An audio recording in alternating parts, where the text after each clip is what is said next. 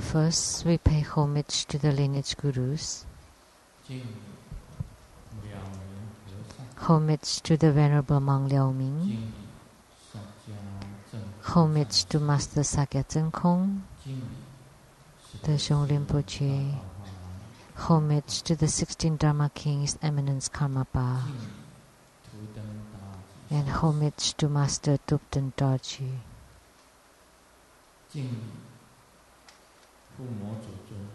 Homage to the main deity of Homa, Mahachundi Buddha Mother. Homage to the three jewels of the altar. Simu, all Dharma masters, Dharma educators, Dharma teachers, Dharma lecturers, Dharma assistants, temple directors, all disciples present here and over the webcast.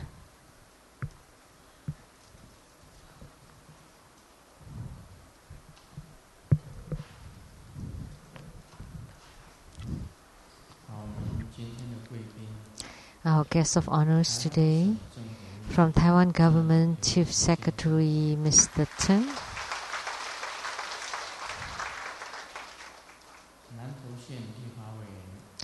the legislator from Nantou County Mr. Tang, from the DPP Party Tainan City the Chief Director Mr. Tsai,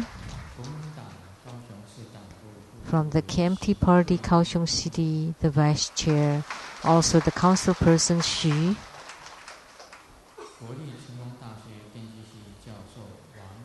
from National Cheng Kung University the WE Department Dr. Wang,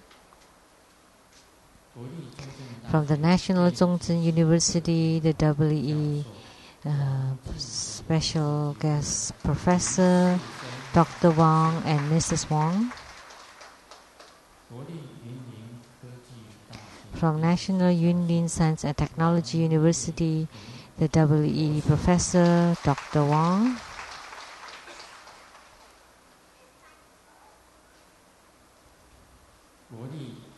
from National Taiwan Science and University Business Management Professor Dr. Lin and Mrs. Lin, from National Taiwan University of Physical Education and Support Professor Dr. Gao,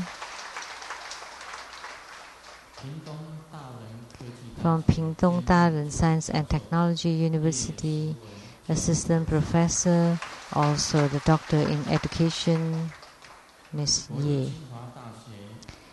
National Tsinghua University, Dr. Li and Mrs. Li.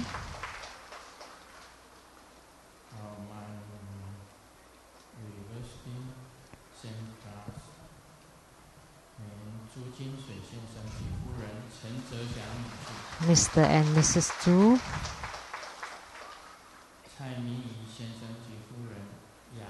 Mr. and Mrs. Tsai,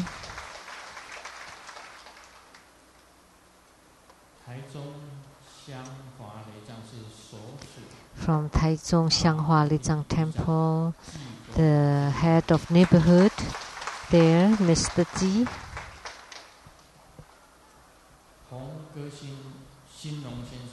a famous singer, Mr. Xin Long,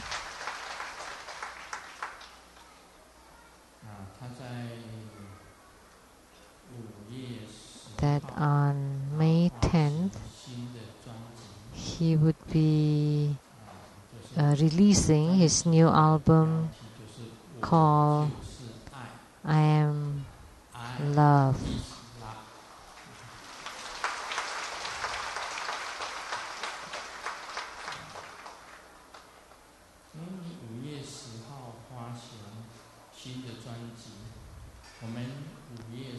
Yeah, on May 10th, you're releasing an album, and when is our ceremony?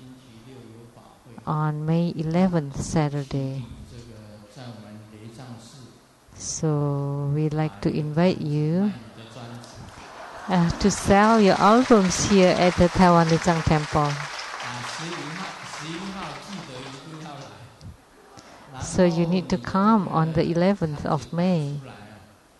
And you can set up a booth. And we all can buy your CD.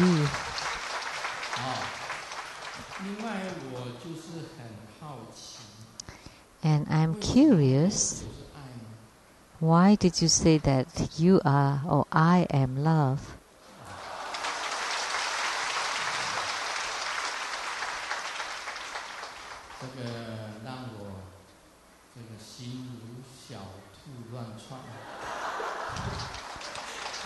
You let my heartbeat race.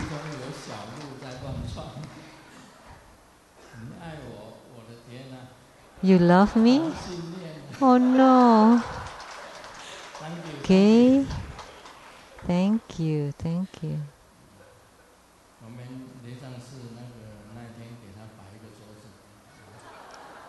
So Lei Tsang on that day should have a table. Let him sell his CDs, and Grandmaster also want to buy one. I'm really curious.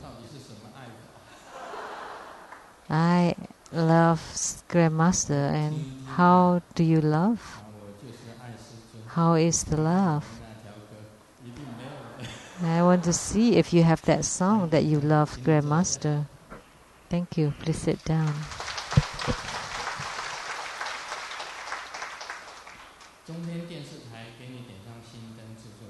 And from CTI TV, the producer for Illuminating Your Heart, Mr. Pegasu.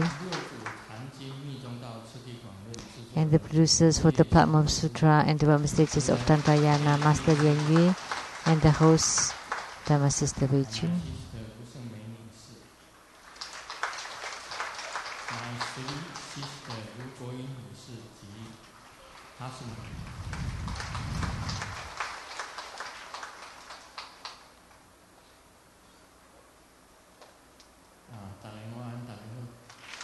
Good afternoon, how do you do?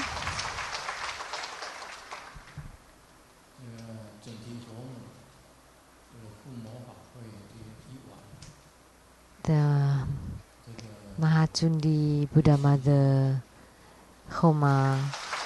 As soon as it was finished, now the sun is shining. We have clear sky. Let me make an announcement. On May 12th, Sunday,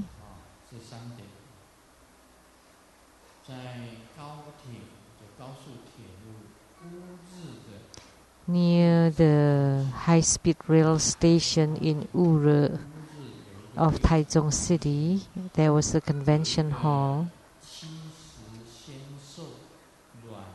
We would have a early celebration of Grandmaster's birthday, of 70-year-old birthday.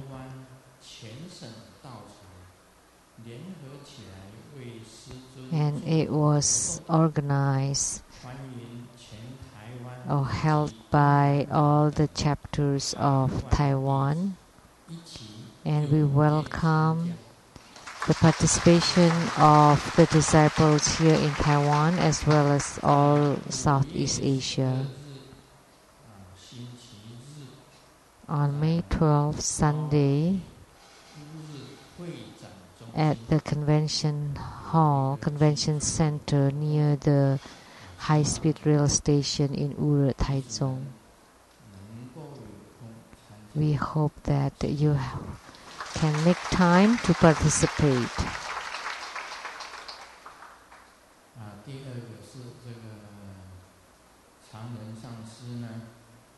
And second, Master Changren had made this statue of the Celestial Mother,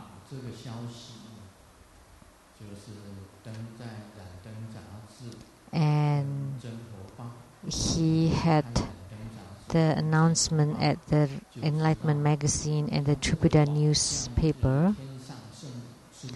So this statue is the standing statue of the Celestial Mother. She looks a bit like the one in Macau, the Celestial Mother statue in Macau.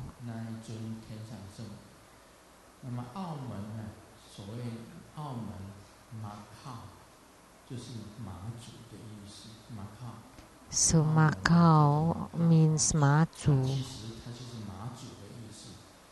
So Macau actually means Mazu, because the Portuguese mispronounced it. That's why they call it Macau. Actually, it meant Mazu. So this statue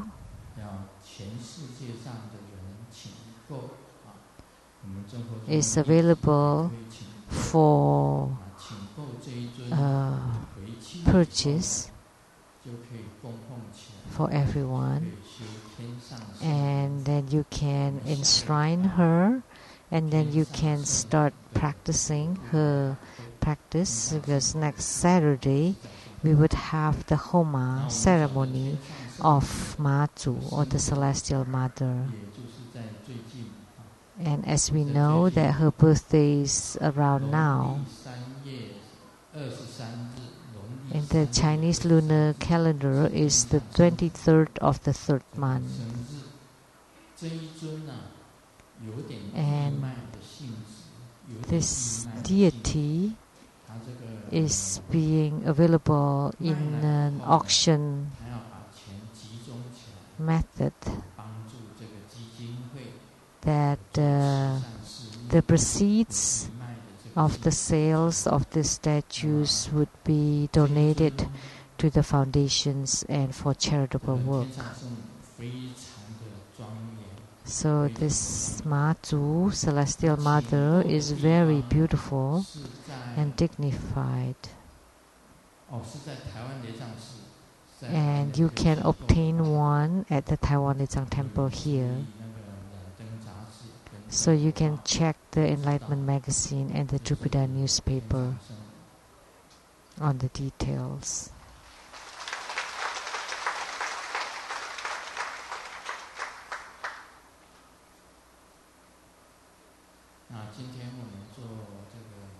So today we had Mahachundi Homa ceremony, and Mahachundi Buddha Mother is a really great Buddha Mother, and her Vajra name is the most victorious Vajra. Why is she called the most victorious Vajra? Because this Buddha Mother, she is also called the Buddha Mother of the 700 billions. 700 billion Buddhas were born from Mahachundi Buddha Mother.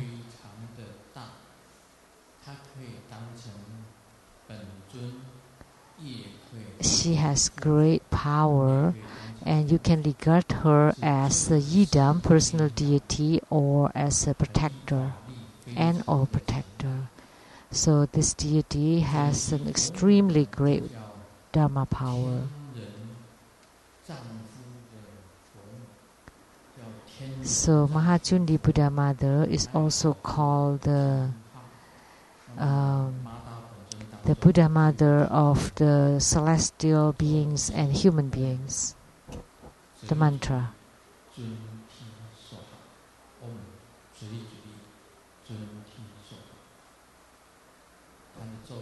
That's the mantra.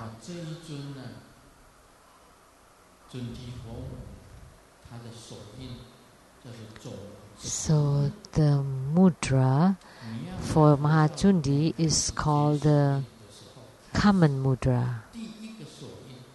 So when you're performing Homa, the first mudra that you form is the Mahachundi's mudra, and it's called the common mudra.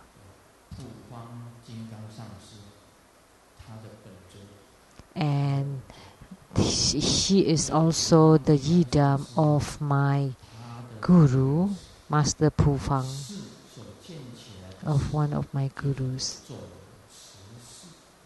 And the temple that he built is called the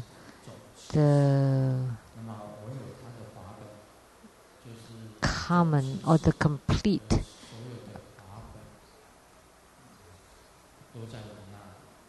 temple.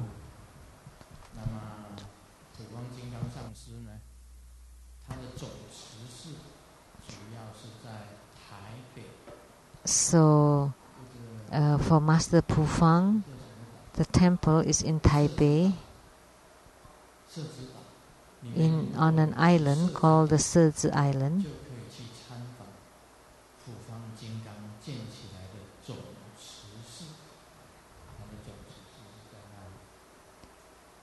So if you visit there, you would be able to see Master Pufang's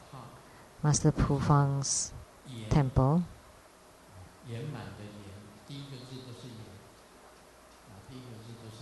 And the Dharma name that's given to me, the first name is all Yen.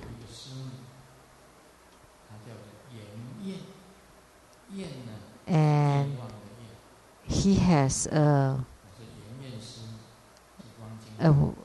wife called Yen, Master Pufang, and the Simu Yen. And my Dharma name is Yen Ci.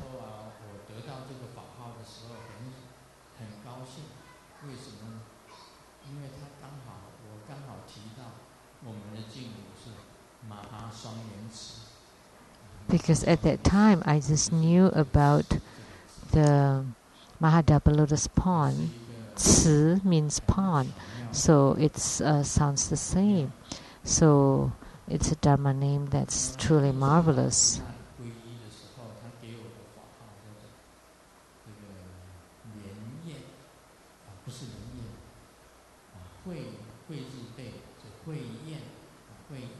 And the other Dharma name at the Sheng-Yen Fa Si is Yen, Hui Yen. Yen is the same as my name, Sheng-Yen, Yen.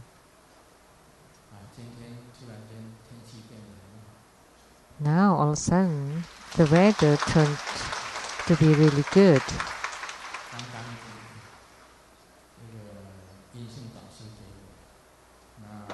So that was Dharma name given by Yingxin Taoist master. And then Master Le Guo is called Dao Yen. Dao Yen.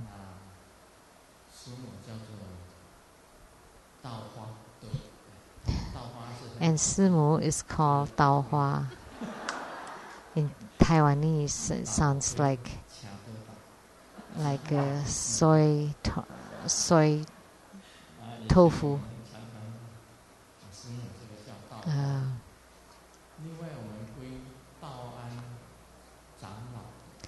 And when we took refuge in the Master Tao An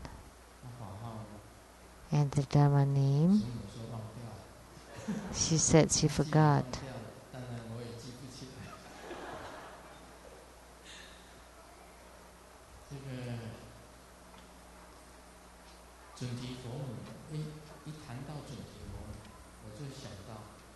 So talking about Mahajundi, I remembered when I took refuge in Master Pufang, and the first statement is like this, and I remembered it very clearly.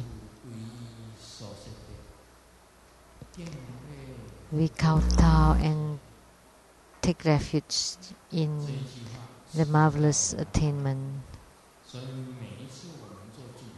We praise the great Mahajundi. So every time I practice Mahajundi, I always remember the Guru that I take refuge in, Master Pufang. I have many gurus who I get acquainted with, and he was one of them, and we had a strong affinity because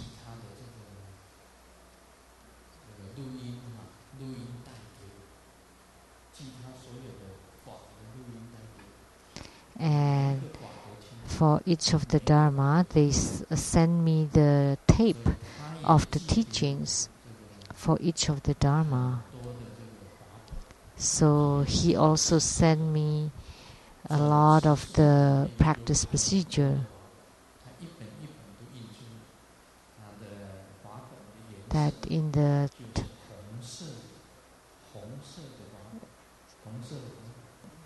practice procedures of the sadhana. There are many of them, and they're one that's read. And for True Buddha School, sometimes you should print the sadhana, the practice procedures, into booklets so that anyone who wants to do the practice, they can follow the practice procedure after they receive the empowerments, so that we can save their time in looking for them. So Mahachundi Buddha Mother has great power and also has propriety Dharma. So the Dharma practice for Mahachundi is a big book. Check Grandmaster's books. There was one book that specializes on, that talks on Mahachundi. And Master Lian Ji should know the title of that book.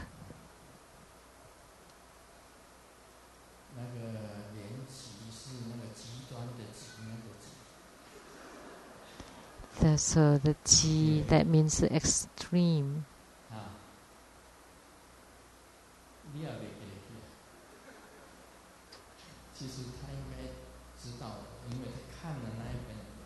He should know, because after he read that book, he told me that this book focuses on Mahachundi, and he forgot.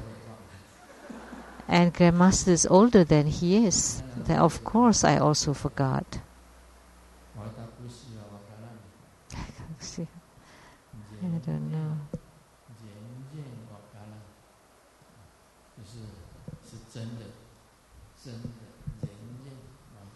I really forgot totally.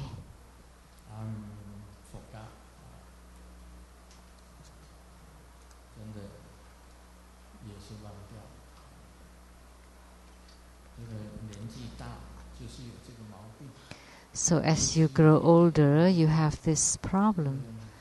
You would start to have memory lapses. Who? Simu forgot? Oh, my mistress. Just joking. Talking about mistress.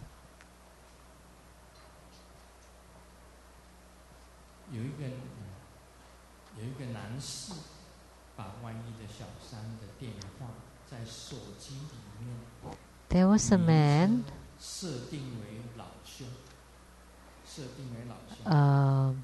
nicknamed the phone number of his mistress as the brother, the big brother. So when the mistress called him, and when his wife saw it, would say, "Oh, come on quickly! This is your big brother called you." And after he got the phone call, he always tell the wife, "Oh, my big brother asked me to go right away." And then the wife said, "Oh, you have to do your best and go and do your best. 这个我们学佛，我今天跟大家谈学佛。 So today, talking about studying Buddhism. 其实告诉大家，大家不要惊讶。 So I like to tell you, and don't be 我们 shocked, 世俗的人、世俗的人跟学佛的人不同。 that Buddhist practitioners are different from the mundane people. 所以才称为 Mundane people have their attachments or hung-ups. 学佛 That's 的 why 人 they're called the mundane people. 脱离这个束缚， But Buddhist practitioners 束缚。 should 学佛的人 abandon 最主要 all the mundaneness. 要把所有的执着 And most importantly, for Buddhist practitioners is to let go or put down all the attachments. 那么很简单的讲， So simply said, 佛的意思 according to the meaning of the Buddha, 还有很多的这个大德的意思啊，就是善知识。 not just mine, but also the meaning of the great spiritual guides, 大部分都有 that 精神病， in this world most people 精神病。 have mental problems, 地球上的人啊，都是精神病。 that the human beings on earth have mental problems. 为什么要学佛？ Why do Buddhists 让 want to study 正 Buddhism? 常一点。 Because we want to be normal. 事实上，学佛的人有 In 精神 reality, 病 are the Buddhist practitioners have mental problems? They still 还是 do. 精神病患，只是你精神病患的范围在世俗人的眼中还没有超越过精神病的那一 It's 种 that 状态。 they have not crossed the line of being called 精神病患就是说，你已经表现出凡事都是精神病， being called mad or 什么 crazy. 是精神病？ So what is the mental disorder? 吃醋是你 Jealousy. 精神上 That's 有执着， because you have attachments 吃醋 mentally. 也是精 That's 神 why you would be jealous. So jealousy is also a kind of mental 也 disorder. 是精神病的 Envy 一种， is also a kind of mental 也是 disorder. 精神病的一种。 Envy 发 also. 怒，你愤怒 Rage 也是精神病 Anger 的一种。 also a kind of 你打 mental 人 disorder, mental 也 sickness. 是精神病的一 You 种。 are hitting others, 你言语 also a kind of mental problems. 也是 And 精神病 verbal 的一种。 abuse and harm, 偏激 also 也 mental 是精神 disorder. 病的一种。很多的，你过于贪心，也是精神病的一种。 You're being 偷 biased, 窃 you're 强盗 stealing, 是精神 robbing, 病的一种。 they're all a kind of mental disorder. 嗔就是愤怒、 Rage, anger, 恶骂， losing 精神病 temper, 的一种。 shouting in rage, they're all a kind of mental disorder. Scolding. So we all, 事实上是这样。 a lot of us suffer from mental 佛法里 disorder. 面所讲到的， So 都 according 有精神 to the 病。 Buddha Dharma, that human beings all suffer from mental disorder because you have attachments, 只是云场式的还没有发 because they're 为 hidden, 正常人。 and those that are still hidden or concealed, 发作的少 that 就 do 成为 not 正常 do not occur frequently, then they are still considered 发作比较 normal, 少的，没有超过那个范围的， because before they cross the line, they're still considered normal. If they have gone over the range, then they are considered a mental patient. But actually, we're still all a mental patient. Only a kind of people that are free from mental disorder is that when their mind are truly normal, because there are no hang-ups in their mind, in their heart. There's no topsy-turvy completely. You can say it this way, that their heart or mind is in a continual state of meditation, meditative stability, that they are not affected or influenced by external circumstances. Only this is considered as a normal person by the Buddha, according to the Buddha. Otherwise, us, including Grandmaster, that in their mind, their thoughts continue to run, continue to form a lot of thoughts and discrimination. What is good, what is bad, what is fragrant, what is foul, what is black, what is white, what is normal, what is abnormal. So when you have such thoughts, then you already suffer from mental disorder, that you already have mental problems. And the most important thing in studying Buddhism is to change our own mind or heart into normal, to become normal. So you need to understand your own mind and to see your own Buddha nature to be considered normal according to the Buddha. So spiritual cultivation, we are performing spiritual cultivation in order to truly understand the mind and see the Buddha nature. Otherwise, in the process, we're still considered abnormal. Actually, every single human being is abnormal. It's that the frequency and the severity is not as bad as the mental patients, because they have more severity and frequency. So we should say it this way. Listen carefully.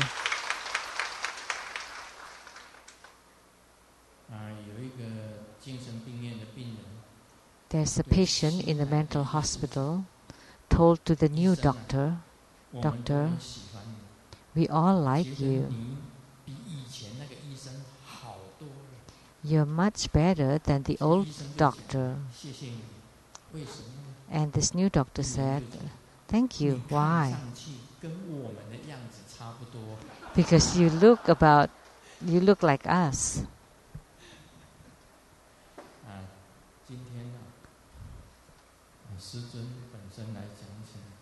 So today I see you to look like about the same as me. In the past, I had a nickname.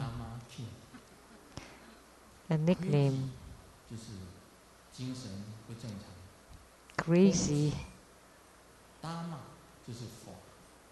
This is mad. Dharma King.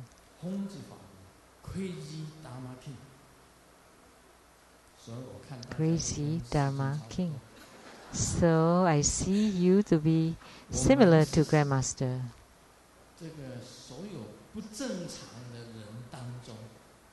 That among all the abnormal people, we are considered rather normal.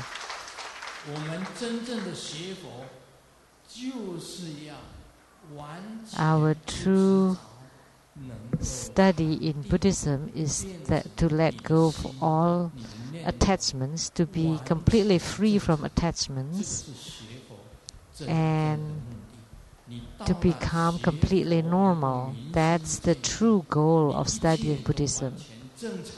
So, in practicing Buddhism, before you truly understand the mind and see the Buddha nature, you're still considered abnormal or consider having mental disorder.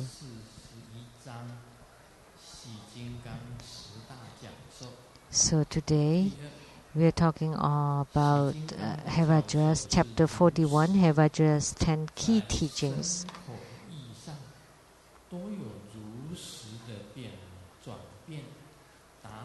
On point number 2, that the teachings of Hevajra are real. They are real changes in the body, speech and mind until the attainment of complete ease and self-mastery of self-nature, which all kinds of changes will appear.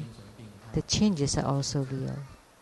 So when I talk about the mental disorder, we're talking about this. So the teachings of Hevajra are real.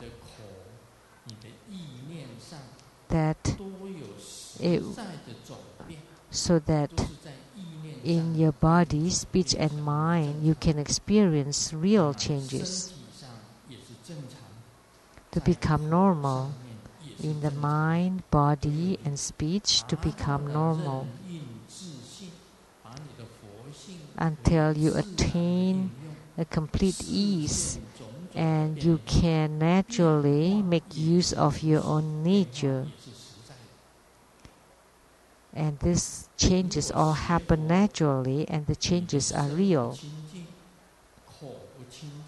If you're studying Buddhism, but your body, speech and mind are not pure, then it would be difficult for you to have the changes, especially in the mind. Let me tell you, if you criticize others, then you already have discrimination or differentiation in your mind. What is good, what is bad, who is white, who is black, what is real, what is falsity. So there are polarities or dualism in your mind. So this is abnormal. The Buddha taught everyone to change your dualism into singular, which is no discrimination and equality. With no differentiation, that's equality. And only by having equality, you can enter into samadhi. I've said that before. Who can be in meditation for 30 minutes without thinking of anything? You're totally focused and enter into meditation for 30 minutes. There were 2 masters who claimed that they could meditate for 30 minutes. One is Master Lei Tsang, and the other one who kept nodding his head is Master Lian Si.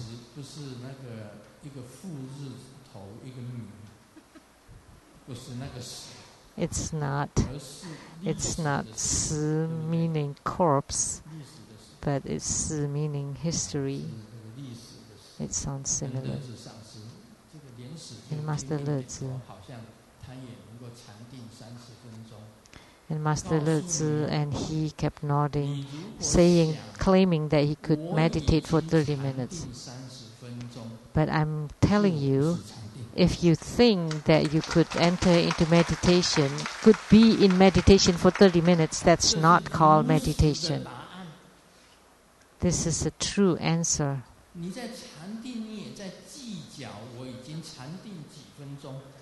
So you're in meditation and you still concerned that you're in meditation for 30 minutes. That's not called meditation. And I asked, that he's in meditation for 30 minutes, and Lian Si also kept nodding his head. Me too, me too. So if you have that thought that you are already in meditation for 30 minutes, that's not meditation.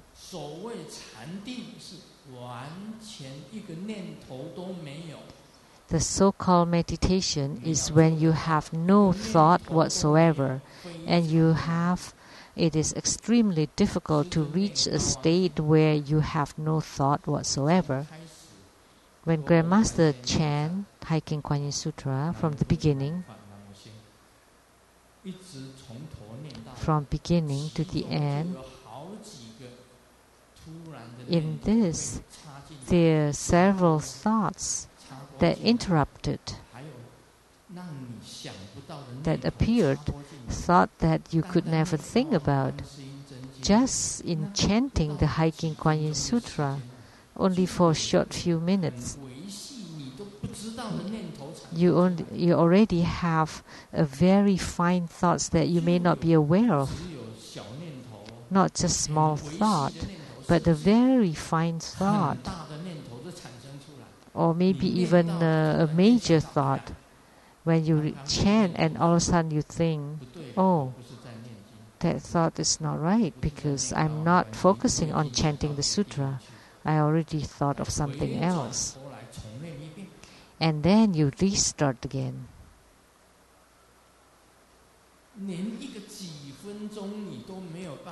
You can't even be in meditation for that few short minutes, and you say you can be in meditation for 30 minutes. So if you say that you can be in meditation for 30 minutes, that's not meditation. Because in meditation, you have no concept of time at all.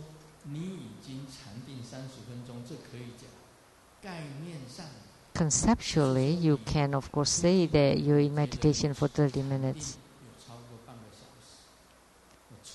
That after you exit from samadhi, you feel that you've been in meditation for half an hour. But those who can be in meditation for 30 minutes, that's almost in the Anuttara Samyak Sambodhi. You're almost attaining sagehood and sainthood. It's not easy. When you sit and sit up straight, you think of nothing. We are teaching you to have no thoughts whatsoever. Just think, can you do that for 30 minutes? If you can, then you're truly great. When you exit and you know that you've been in meditation for 30 minutes, that's false. That's fraud. Because in meditation, there's no concept of time. You have no thought and you forgot about yourself. How could there be 30 minutes? The term 30 minutes. If you can learn this way, in this period of time, you are considered normal. And in your body, speech and mind, you would have real changes. And it would appear all kind of changes, and the changes are real. We have many professors, many doctors of philosophies. For them to think of nothing for 30 minutes, Amitabha, could the doctors do that? I don't know, because I am not a doctor of philosophy. I'm only graduated from the Survey Engineering College, and my classmates were here, my ex-classmates were here, Zhu Jinsui and Cai Ming. So to think of nothing at all for 30 minutes, when you got out from meditation and you look at the clock, so when you're still checking the clock before you enter into meditation, and then you check the clock after, that's still having thoughts. But in meditation, you don't think of anything, and only at this time you would have normal mind. So there are real changes, and the self-mastery and complete ease are amidst it, amidst them. Third, if one attains fruition in Hevajra practice, the 5 Herukas and the 8 Vidyarajas practices, albeit they are different, there are also similarities. So comprehending one is the same as comprehending all. All is one, and knowing one is the same as knowing all. So that's why I told you, don't try to strive for 30 minutes, just 1 minute. Don't think of anything for 1 minute. Sit up straight, 1 minute, without any thought whatsoever. That's extremely difficult.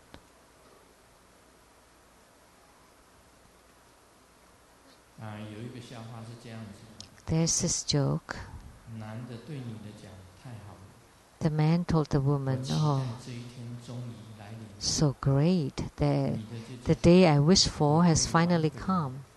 And the woman said, "Can I change my mind?" And the man said, "No way, don't even think about it." And the woman asked, "Do you love me?" And the man said, "Of course." And the woman asked, "Will you betray me?" And the man said, "No." Why do you think of that? And the woman asked, "Can you kiss me?" And the man said, "Of course." Not just for a moment. And the woman asked, is there a possibility that you would hit me? And the man said, "Never." And the woman asked, "Can I trust you?"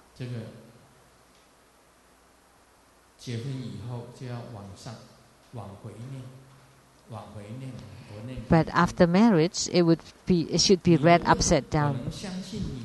The woman asked, "Can I trust you?" And the man answered, "Never." And the woman asked, "Is there a possibility that you hit me?" And the man answered, "Of course, not just once." And the woman asked, "Can you kiss me once?" And the man asked, "Never. How could you think of that?" And the woman asked, "Will you betray me?" And the man answered, "Of course." And the woman asked, "Do you love me?" And the man, "No. Don't even think of it." And the woman asked, "Can I change my mind?" And the man asked, "Oh, so great. The day that I wished for finally come." So before marriage and after marriage is different. That human beings are always changing. In your brains too, things are changing. That are your thoughts changing forever? Yes, in reality they are always changing. It's not fixed on the concentration of focus or single-pointedness. If you're single-pointed, then it will not change. If you're not influenced or affected by the external circumstances, then it will never change. And your mind or your heart is always maintaining the normalcy. And it is only possible after you gain the true understanding of the mind and seeing the Buddha nature with the enlightenment. So a lot of people, they used to trust this master very much so, and now it changed. Quickly, it changed all of a sudden to be different. That in the past, you praised this master, and then later you slandered him. So that's the change. So whether praising or slandering,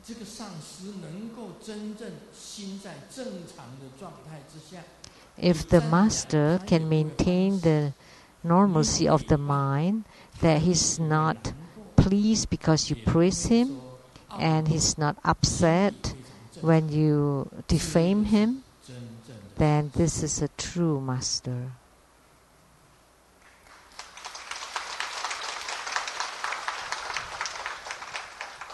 因为众生就是众生啊，众生是会变。Because sentient beings are sentient beings and they can change. They are changing. Only the spiritual cultivators who has attained that way, the Tao, that their mind or heart is normal, and only then they are not unchanging. And that's what's called the total refuge. That your mind is always normal, always following this Guru, because he guides you on the spiritual cultivation that can gain enlightenment and to understand all the phenomena of the beings. Only this is called the true Guru or the true teacher or master.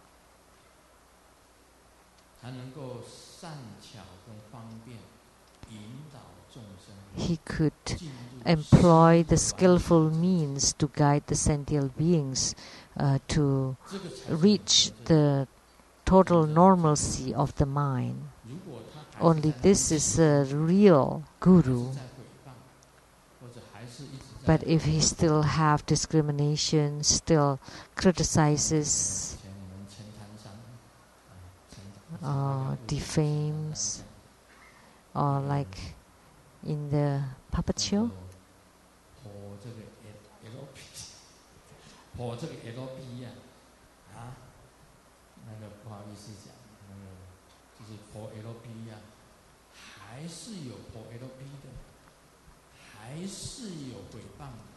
those who still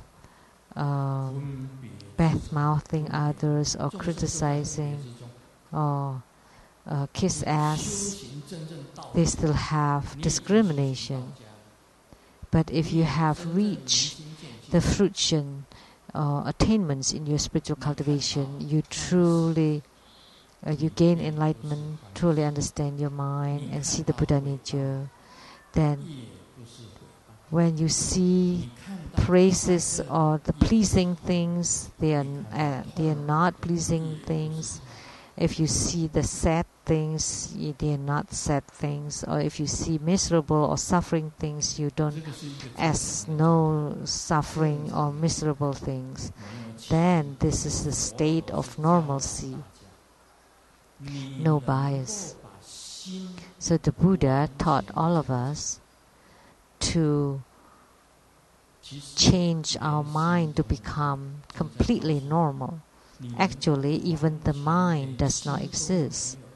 If you can reach the state when there is no mind whatsoever, then you're considered normal, completely normal. So the attainment of Hevajra, although the 5 Herukas and the 8 Vidyarajas have differences, but you would completely understand. If you attain one normalcy, then you would also gain everything to be normal. So one is many. This is very important. So if you have attainment in Hevajra practice, it will not be difficult to attain attainments in the other Herukas practices.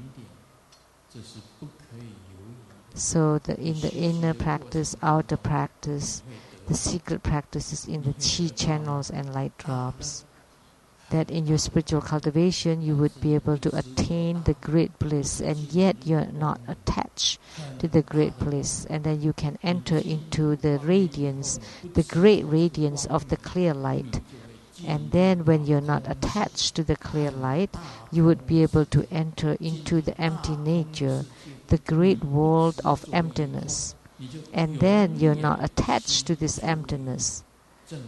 Then your mind is considered to be completely normal.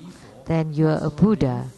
And when the Buddha do not abide on the Buddhahood, at that time even the term or the name Buddha does not exist.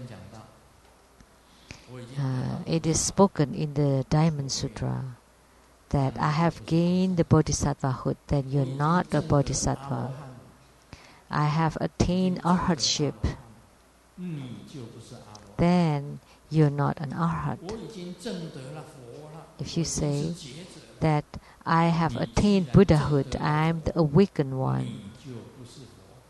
Because if you have attained Buddhahood, you're not a Buddha. Why? Because you still have the mind. Because your mind regards that you're an arhat, a bodhisattva, a Buddha.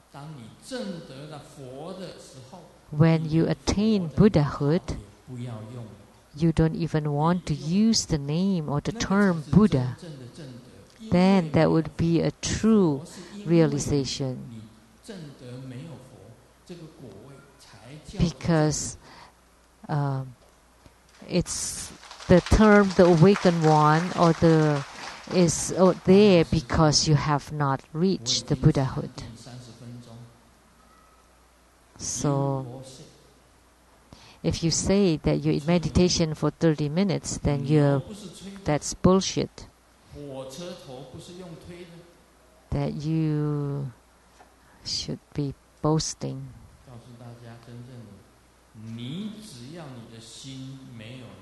So when your mind is gone, then the realization at that time, only then the realization is called the Buddha. But even at that time, it's not a Buddha.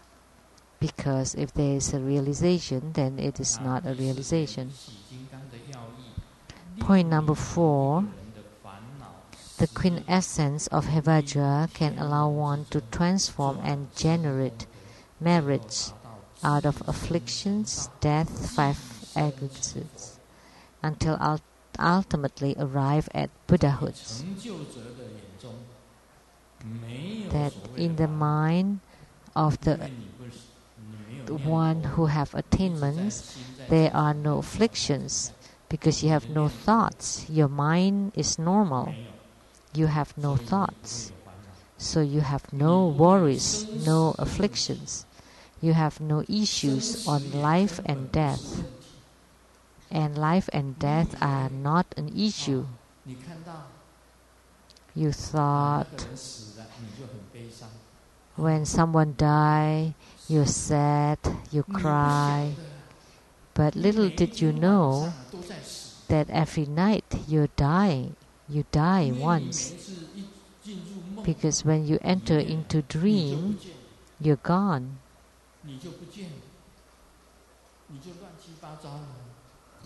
You're topsy-turvy. Sometimes you fly. Sometimes you jump from the 101 tower. And then you fly. And then you thought, oh, I could fly. All of a sudden you have this thought. But try, jump from 101. You would die if you jump.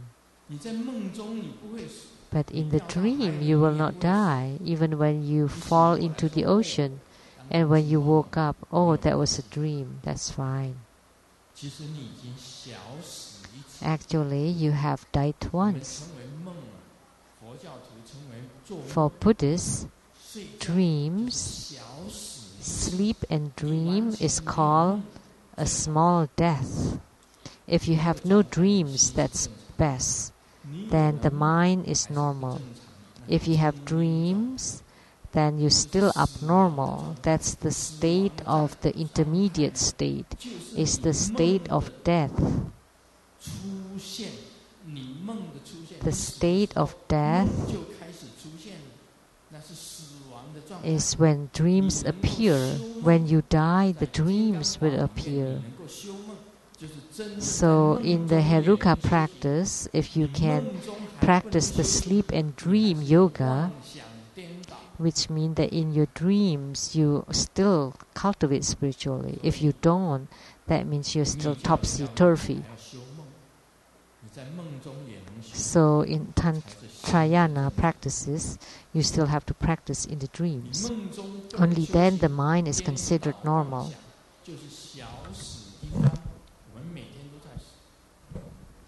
But if you don't know how to cultivate spiritually in your dreams, then as if you're going through a small death.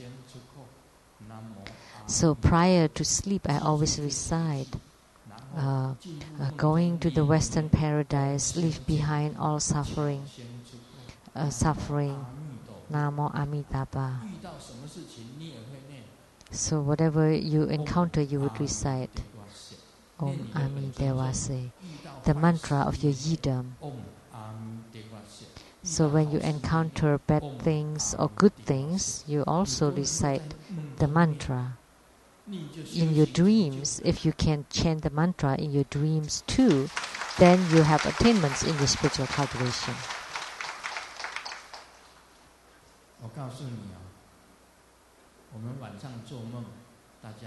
I like to tell you that when you have dreams in your sleeps, you think it's normal, but actually there are many more people having daydreams.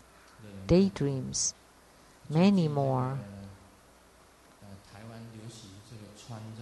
Recently in Taiwan, mini skirts are very popular, showing off their whole legs, and you can see them on the roads. In the past, Master Lianji, when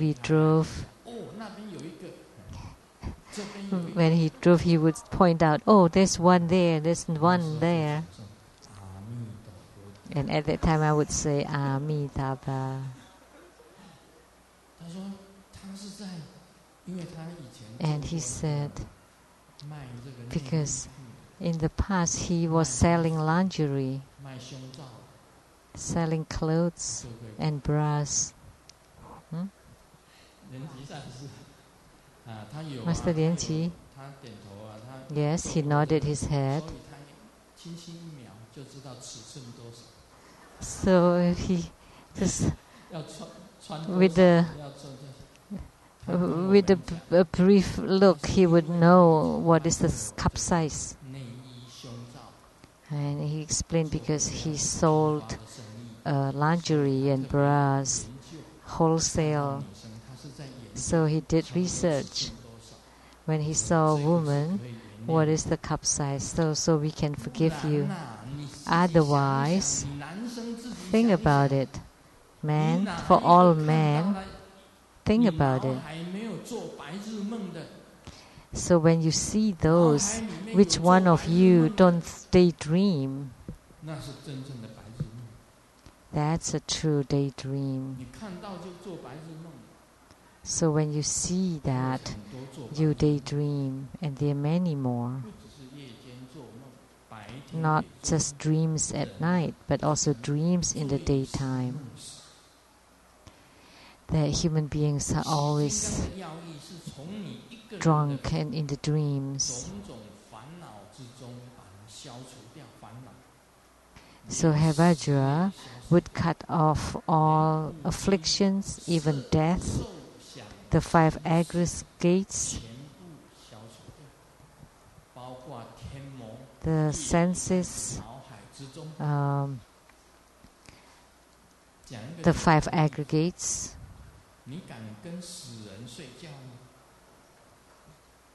So just one thing, do you dare to sleep with a dead person? So maybe with your lover, you may not be afraid, but with the unfamiliar person that's dead, do you dare to sleep among dead people?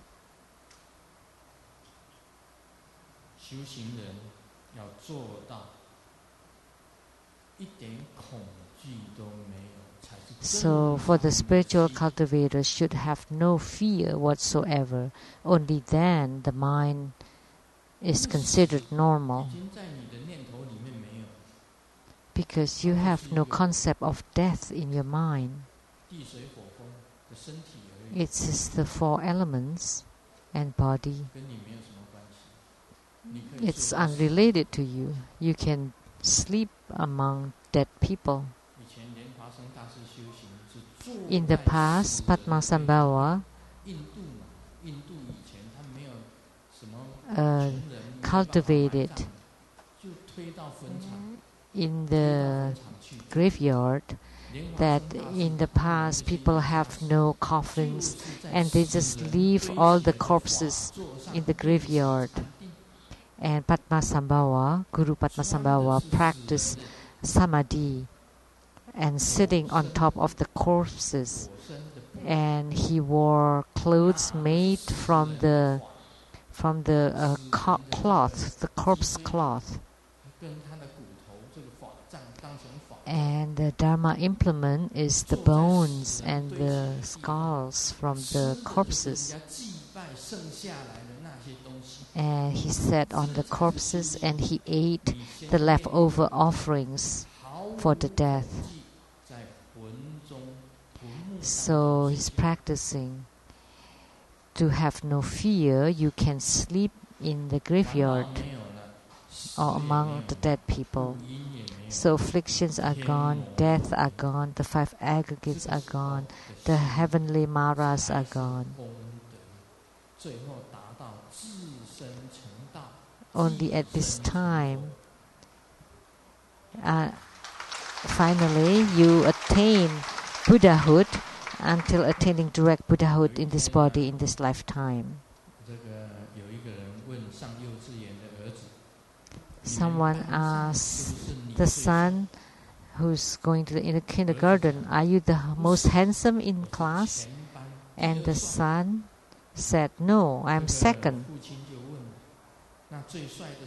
And who is the most handsome in class? And the son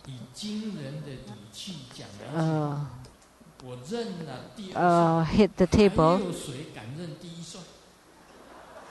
So I claim that I'm the second handsomest. Who dare to claim the first, the most handsome? So a son in kindergarten, he already have a differentiating mind, a discerning mind. So between handsome and ugly, tall and short, we should have no discrimination or differentiation. So the masters that Grandmaster selected are very short.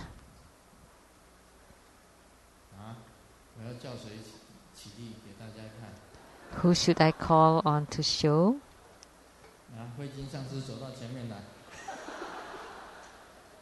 Master Huijin, go to the front and show everyone. Okay?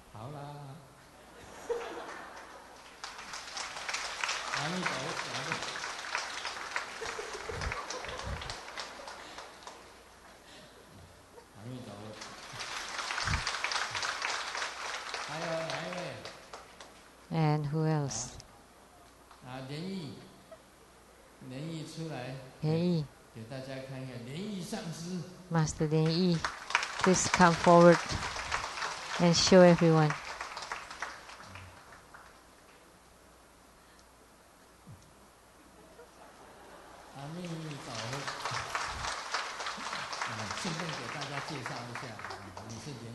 So I am also introducing you to everyone that you are Master Lian Yi, and then Lian Yi.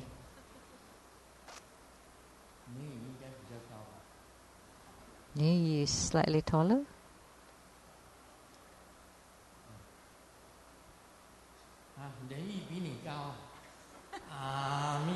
That you're shorter than Lian Yi? Master Lian Yi.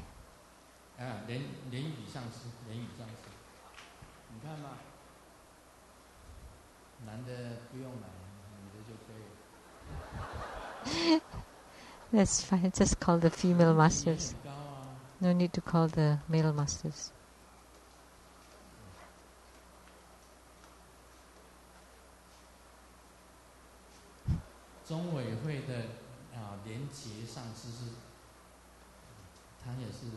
and Master Lianji of True Buddha Foundation in Seattle.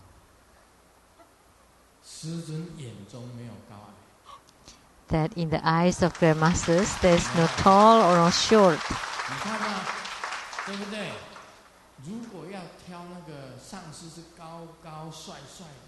If you need to be tall and handsome to be masters, oh, I wouldn't select them.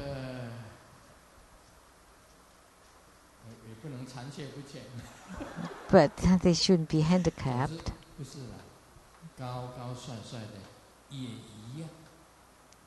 Actually, it's all the same, whether they're tall and handsome or short and ugly, as long as they understand the procedure for spiritual cultivation and they're basically honest and have integrity and have been ordained for over 5 years, and they're respectful and truly practice. So the requirements are very simple, that they cultivate, they have respect, they understand the practice procedure, and have a small attainments in their spiritual cultivation, and they have performed. Doesn't matter whether they're short, ugly, tall, handsome, beautiful, or whatever. They are the future giants. They are all future giants.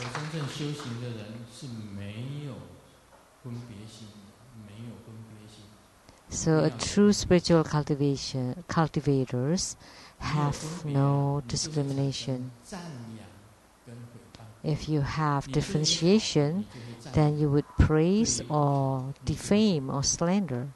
Toward the good, you would praise, or the bad, that you would criticize. Then you already have differentiation.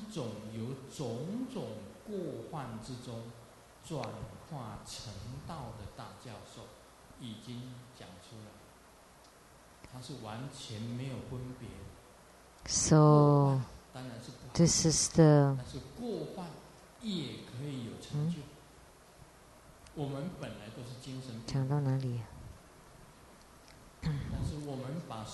if there's no extremeness. This is teaching, transforming all kinds of transgression into attaining Buddhahood. If you can attain the normalcy of the mind, only this time it would be called the true attaining of the way, or attaining the Tao, or attaining Buddhahood.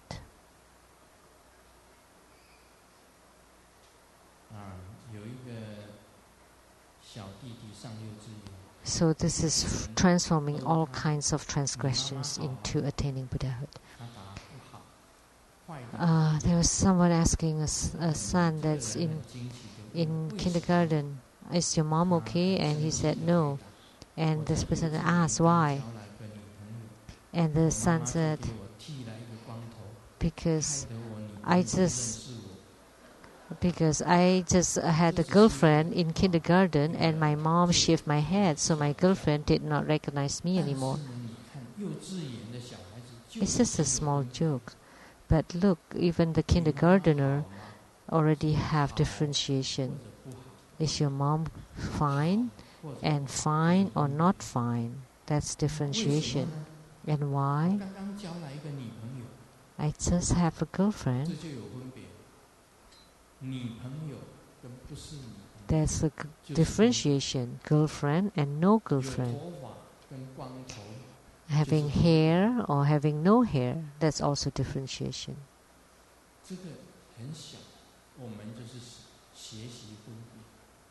So ever since we are young, we learn to differentiate. But when we study Buddhism, we want to have no differentiation, but only then we can reach equality. So This is the teaching, the great teaching of transforming all kinds of transgressions into attaining Buddhahood, from differentiation into no differentiation completely. And someone's father was in the hospital and having an infusion, and then called the nurse, and then the person next to it said, "Let me call the nurse for you."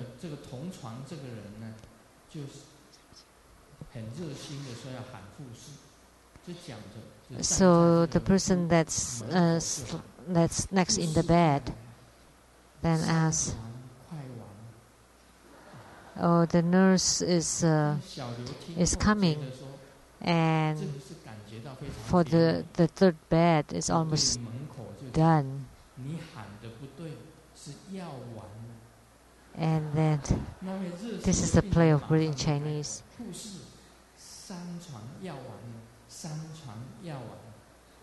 Yao also means medicines, almost gone, but it also sound like it's almost dead. So the sound can be different.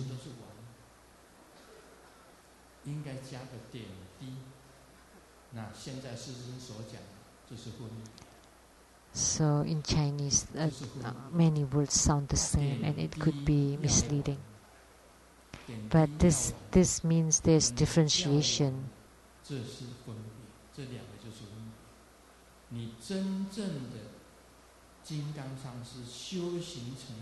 A true Vajra master, when they have true attainment, it doesn't matter whether it's the medicine that's almost gone or the drops that's almost gone, because there's no differentiation. Then there would be a true master.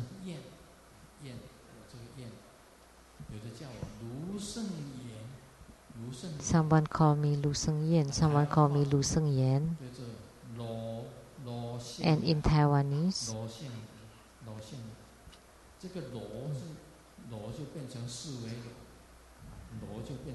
law,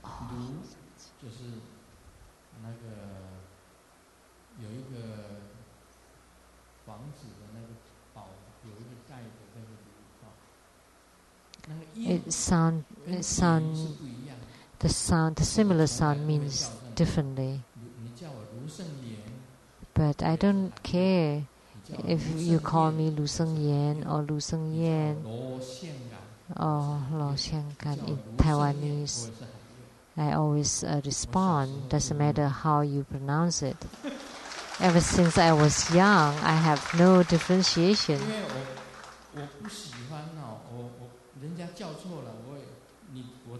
It's okay if you call my name wrong.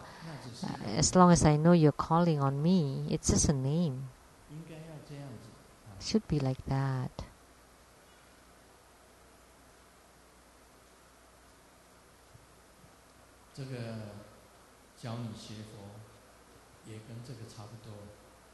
So, teaching you to study Buddhism is similar to this.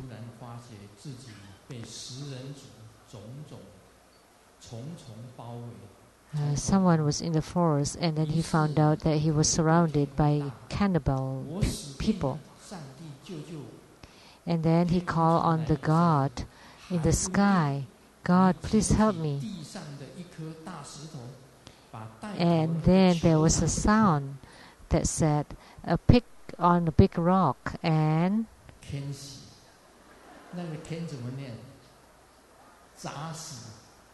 throw it and kill the chief." So this person picked the biggest rock around and hit it hard on the chief and killed him. And then there was another sound from the sky. "Now you're really dead. Now you'll die."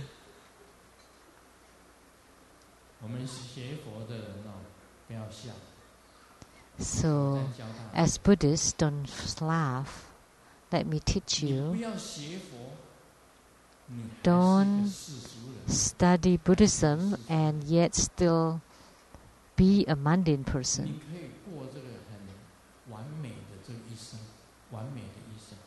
You can live a beautiful life, but today you want to practice Buddhism and you think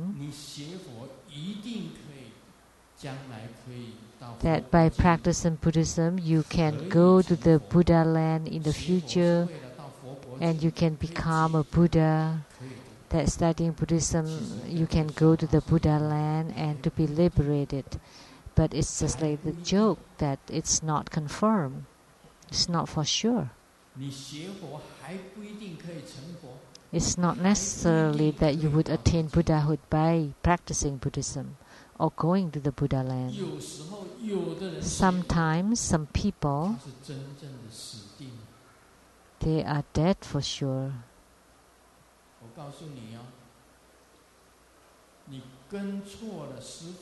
If you follow the wrong guide, the wrong teacher, the teacher that have no normal mind, that have no true understanding of the mind or have not seen the Buddha nature, and you follow them, and you thought that you are practicing Buddhism, but actually you're dead for sure. So please pay attention and observe carefully who is the true Vajra master. Who is the true Vajra master? You have to observe carefully. You cannot just have a blind faith that to study. Why? Because if you follow the wrong person, the one who has not gained true understanding of the mind or seeing the Buddha nature, then you would be dead for sure. If your teacher still have differentiating mind, then he has not gained enlightenment or have true understanding of the mind or seeing the Buddha nature. If your teacher still slander others, that means the teacher has not gained true understanding of the mind or seen the Buddha nature. As soon as one slanders others means you still have differentiating mind. You have no mind of equality. That there is the liberating precept in the Bodhisattva precepts that's very important. One is you cannot forsake even one sentient being. You cannot forsake even one sentient being. So a true Vajra master who has gained true understanding of the mind or seen the Buddha nature will not slander others.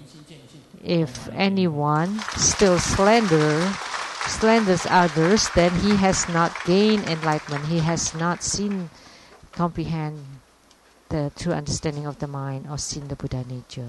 Om Mani Padme Hum.